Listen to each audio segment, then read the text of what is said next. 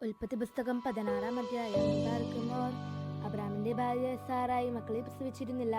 എന്നാൽ അവൾക്ക് ഹാഗാർ എന്നു പേരുള്ള ഒരു മിസ്രയീമ്യ ദാസിയുണ്ടായിരുന്നു. സാറായി അബ്രാമിനോട്, ഞാൻ പ്രസവിക്കാതിരിക്കാൻ യഹോവ എന്റെ ഗർഭം അടച്ചിരിക്കുന്നുവല്ലോ. എന്റെ ദാസിയുടെ അടുക്കൽ ചെന്നാലും പക്ഷെ അവളാൽ എനിക്ക് മക്കൾ ലഭിക്കും എന്ന് പറഞ്ഞു. അബ്രാം സാറായുടെ വാക്ക് അനുസരിച്ചു.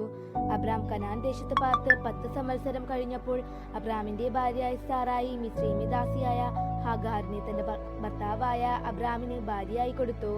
അവൻ ഹാഗാറിന്റെ അടുക്കൽ ചെന്നു. അവൾ ഗർഭം ധരിച്ചു. താൻ ഗർഭം ധരിച്ചു എന്ന് അവൾ കണ്ടപ്പോൾ യജമാനത്തി അവളുടെ കണ്ണിന് നിന്ദിതയായി. അപ്പോൾ സാറായി അബ്രാമിനോട്, എനിക്ക് ഭവിച്ച അന്യായത്തിന് നീ ഉത്തരവാദി. ഞാൻ എന്റെ ദാസിയെ നിന്റെ മാർവിടത്തിൽ തന്നു. എന്നാൽ താൻ ഗർഭം ധരിച്ചു എന്ന് അവൾ കണ്ടപ്പോൾ ഞാൻ അവളുടെ കണ്ണിന് നിന്ദിതയായി. യഹോവ എനിക്കും നിനക്കും മധ്യേ ന്യായം വിധിക്കട്ടെ എന്ന് പറഞ്ഞു. അബ്രാം സാറായിയോട്, നിന്റെ ദാസി നിന്റെ കയ്യിൽ ഇരിക്കുന്നു, ഇഷ്ടം പോലെ അവളോട് ചെയ്തു കൊള്ളുക എന്ന് പറഞ്ഞു. സാറായി അവളോട് കാഠിന്യം തുടങ്ങിയപ്പോൾ അവൾ അവളെ വിട്ട് ഓടിപ്പോയി. പിന്നെ യഹോവയുടെ ദൂതൻ മരുഭൂമിയിൽ ഒരു നീരുറവിന്റെ അരികെ ശൂരിനു പോകുന്ന വഴിയിൽ നീരുറവിന്റെ അരികെ വച്ചു തന്നെ അവളെ കണ്ടു. സാറായുടെ ദാസിയായ ഹാഗാറെ, നീ എവിടെ നിന്ന് വരുന്നു, എങ്ങോട്ട് പോകുന്നു എന്ന് ചോദിച്ചു. അതിന് അവൾ, ഞാൻ എന്റെ യജമാനത്തി സാറായിയെ വിട്ട് ഓടിപ്പോകുകയാണ് എന്ന് പറഞ്ഞു.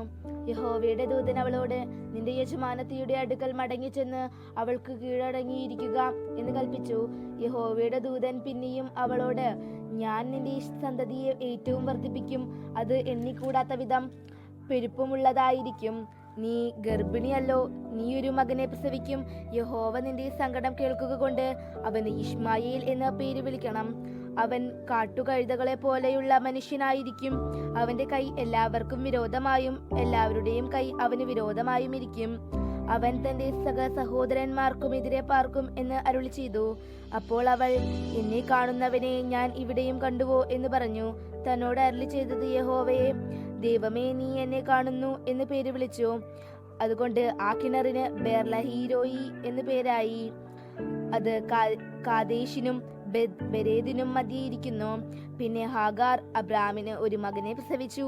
ഹാഗാർ പ്രസവിച്ച തന്റെ മകന് അബ്രാം ഇശ്മായേൽ എന്ന് പേരിട്ടു. ഹാഗാർ അബ്രാമിന് ഇശ്മായേലിനെ പ്രസവിച്ചപ്പോൾ അബ്രാമിന് 86 വയസ്സായിരുന്നു.